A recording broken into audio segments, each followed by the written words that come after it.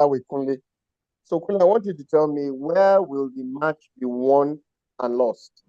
What is England's best chance of winning? How do they play to have the best chance of beating such a very formidable I Spanish think team? for England to win, Gareth Southgate needs to play his best team and not his favorite team.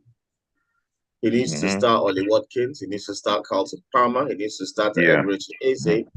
He does not need to start Harry Kane. He does not need to start Phil Foden.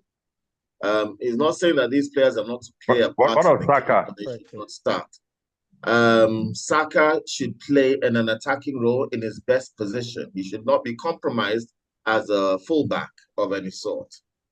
Um, Mainu needs to play with Declan Rice in order to maintain that midfield. And then at the fullback positions, they pretty much speak for themselves depending on the fitness and availability. I mean, if he can't play Luke Shaw, why to God's heaven did he bring it? He could have brought Harry Maguire. I mean, at least Harry Maguire would be fit to play, whether he's better or not. At least you have Yeah. an option or play a fit player. So that's another thing that makes me feel like there's some weaknesses in Southgate's structure.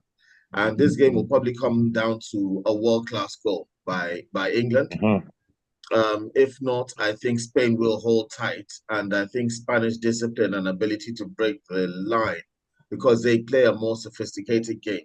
England, if you watch, whenever the ball goes to the goalkeeper, they play like the 1980s. They kick it, and I know Pickford Shoot and is not. follow. Yeah, kick and Shoot follow. and follow. Put your Wellington Route boots one. on and eat your baked Route beans on one. toast. Anywhere Bele fit. Yeah, Wellington boot football, kick and follow. And I know that that's not Pickford's natural game. He's being told not to do that. And what's annoying and more frustrating about England is they've got this coach and they could still win in spite of him. And then they're going to continue with their persistence of, oh, you see, I told you he was a great coach.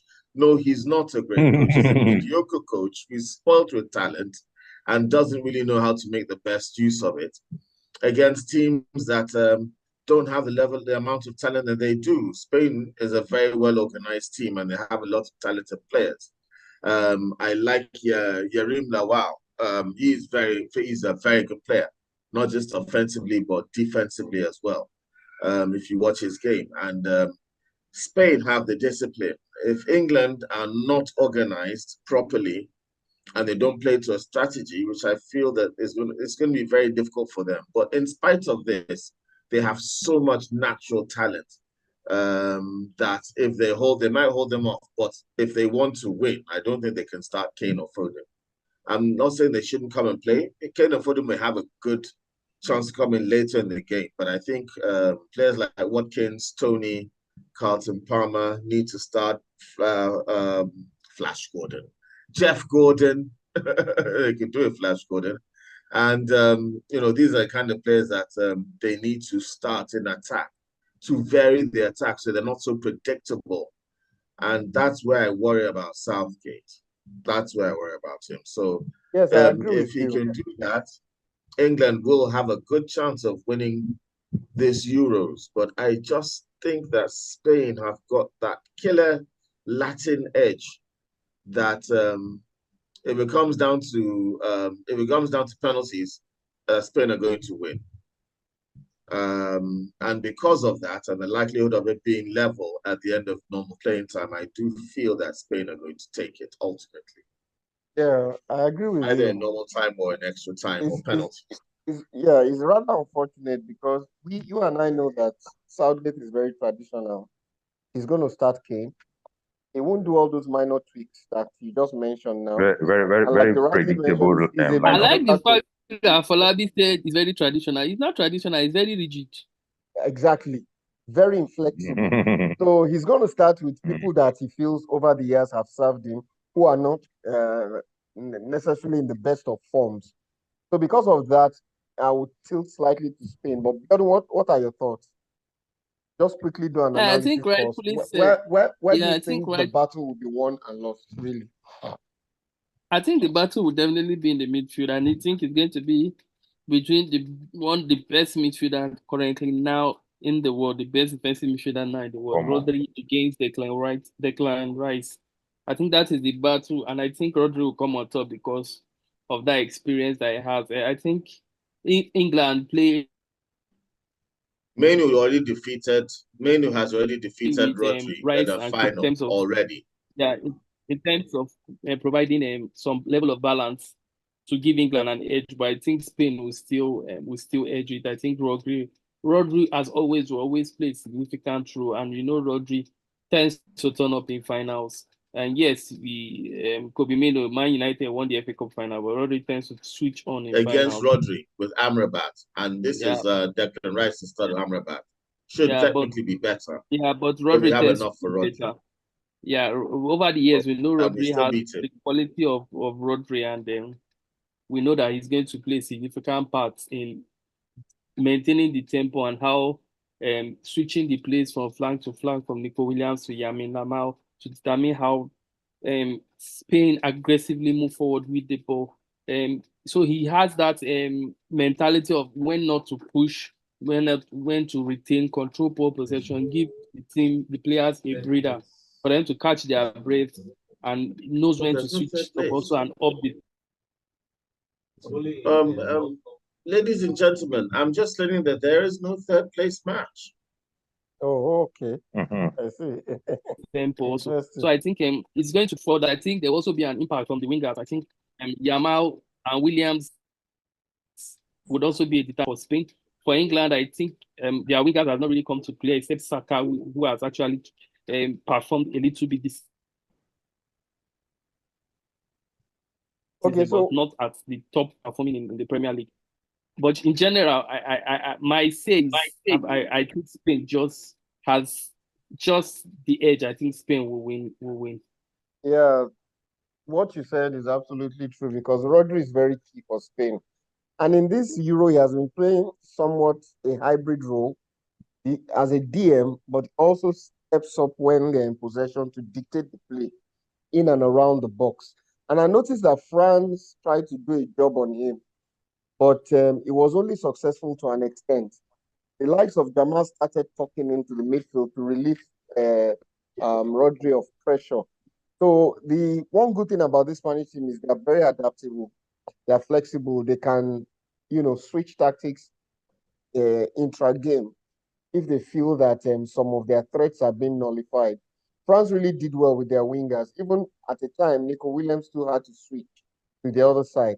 But how England is able to contain Jamal and Nico Williams is very interesting. I would imagine it will be Luke Shaw against Jamal and Kieran Trippier against Nico Williams. I don't know if he will play back three or play back four. There's so many conundrums, but I feel they will be a handful. Those two boys will be a handful for England. Warif, what do you think? What are your thoughts? Where do you think the battle will be won or lost in the game?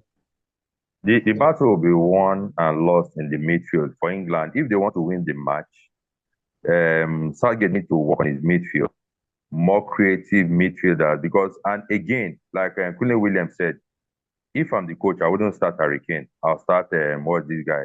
Either Ivan Toney or the other guy. Oli Watkins. Yes, because if you watch, what is it called? Kane lacks the quality of coming into the midfield and reposition himself. I don't know if he's not in form or so. So, and also he should start Palmer. And if they must win the match, or if they want to win the match, they have to make use of Palmer and Saka, create the chances for them to make the pullouts. And they should learn to take their chances, because something about the Spanish team, if you don't take your chances as it comes, the Spanish team, they don't, once they have their chance, they make good use of it. So if England must win the match, or if they win the match, they have to take their chances as it comes. And also, the one thing the English guys know is that the three musketeers in the Spanish team, Yamal, Williams, and the Olmo, they are very energetic and they are fast. They can drift in, change wings at will. So I think the English team, they have a lot of work to do, the defense and the midfield. So there is Southgate, and he should please not start Harry Kane. He shouldn't start Harry Kane. Actually even four of them. You forgot Fabian. I still think Harry Kane is going to be important, but he just shouldn't start. It's impossible. I still think they're going to need him, but he just shouldn't start. Who's that? Harry Kane? Yeah, I think they're going to need to him. come off the bench. He's important, but he should not be important from. Yes. He should come from the bench. He shouldn't start. He'll be needed. Yes, he shouldn't start the match. But he shouldn't start. But he's England captain. He starts. Don't worry. It doesn't mean it's a collective game. It's not because about Harry Kane. Because it's Southgate, I know he will start Harry Kane. Yes, like I said, very rigid and they won't have any advantage at the start of the game. If you play only Watkins, if they start Watkins, it will be difficult for them to predict the English game. But Harry Kane is very easy for them. That's what I wanted to say. Watkins like to make runs into the box. So it drags they're not familiar with Watkins, they're not familiar with Eze, they're not familiar with Cole Palmer, or even Ivan they're a little familiar with Saka. These are the players that are going to cause problems for Spain. So Watkins will be dragging their defenders up and down. Problems. So, but with Kane, and again, Kyle Walker. So it's easier to defend. Kyle Walker should avoid penalties. All those hard tackles. It should be the English defense should be careful with hard tackles on those three guys. Where I'm really worried for England is how they defend when the Spanish team are in transition. How they defend their transition. That's where I have a problem. Exactly. That's where I have my problem from, because there will be situations where it's a problem. But Pickford kicks the ball every time and just gives possession away to Spain, and Spain are possession-based side. Yes, they just you know what funny thing? You know what funny thing about the English people? They don't say the truth. I was listening to the news, the way they were hyping. Well, it's okay, it's good, but that's not the truth. They should balance their analysis. Spain, they have the upper hand, but the English people, they are just hyping. So that's why they never win anything. That's why they never win anything, because they are not objective. They are so biased. If they are objective, they are not English. So that one has been around for a while. So, but the truth of the matter is, what I know is that in transition, it will be a problem for England. Because if you look at Spain, the way they play, they are fast. On transition, Yes, they are fast. Sometimes they can go long, straight to the wingers from midfield. And they have young athletic players that will give the likes of Trippier. Which did they score in extra time? Who did they play in extra time that is 1-2-1? That header that's Moreno scored. Yes, that goal they scored was in transition. Exactly. It was a matter at goal. Not expect Exactly. Yeah, it was in transition. The way the guy lifted. It was in transition. So, and another important thing is that this habit of giving teams a head start, they shouldn't try it against Spain. It will catch up with them. If they think they can bring one rabbit out of the hat after conceding. And the English team, they need to learn how to make progress with their passes. They will just be hitting the ball, passing, no progress. Sideways and backward. Yes. Backward. So don't worry, Kule says Kobe Meno. Kobe Meno will play, don't worry. You should allow that guy play good football. They should allow them play good football. And they shouldn't start Harry Kane if they want to win the trophy. Okay, so it's going to be an interesting game, though.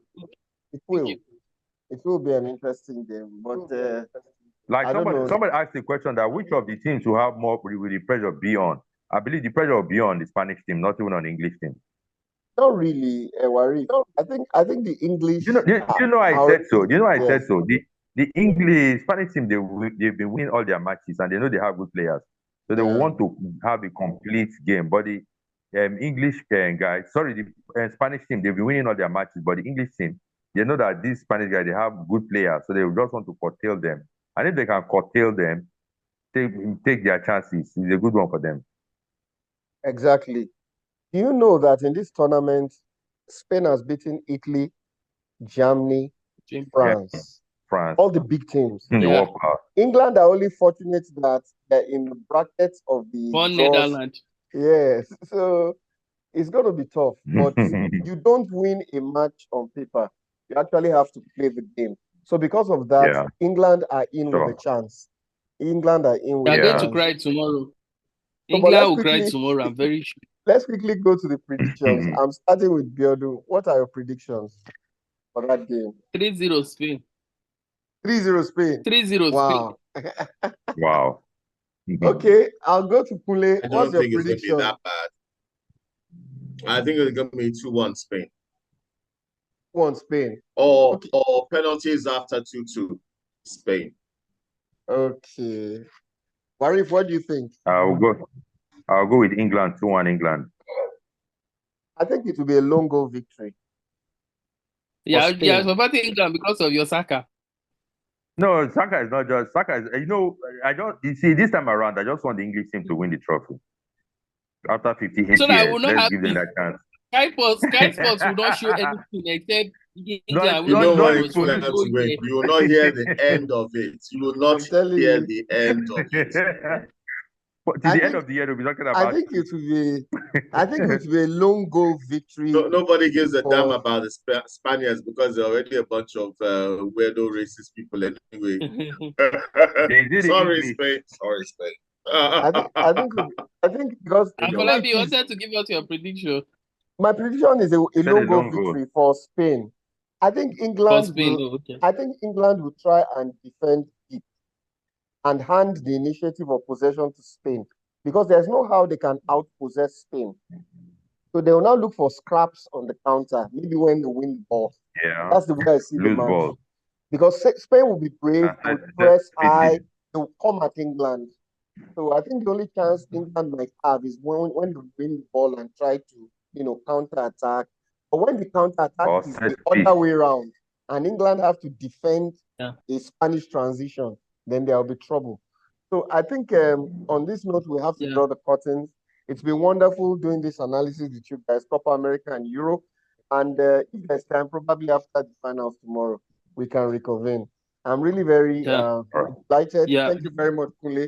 It's nice seeing you again. We would like to see you more often.